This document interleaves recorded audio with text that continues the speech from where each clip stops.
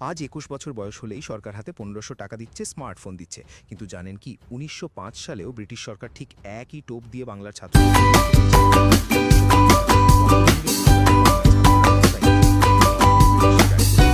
Carlyle circular. শর্ত ছিল পরিষ্কার, সরকারি স্কলারশিপ বা ডিগ্রি চাও তাহলে বন্দে মাতারম বলা বন্ধ করো। সোজা কোথায়, টাকা নাও, মুখ বন্ধ রাখো আর ব্রিটিশদের গোলাম হয়ে থাকো।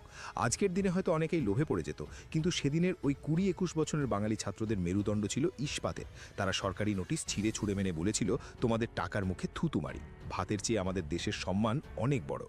তারা ব্রিটিশদের স্কুল বয়কট করে নিজেরাই তৈরি করলো বেঙ্গল ন্যাশনাল কলেজ। আর প্রিন্সিপাল কে হলেন স্বয়ং ঋষি অরবিন্দ, যিনি শুধু এই ছাত্রদের মানুষ করবেন বলে বড়দার বিশাল মাইনের রাজকীয় চাকরিতে লাথি মেরেছিলেন। তারা দেখিয়েছিলেন সরকারি দয়া দিয়ে পেট ভরে, কিন্তু মেরুদণ্ড তৈরি হয় ত্যাগে।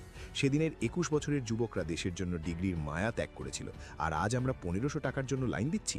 বাঙালি কি সত্যিই তার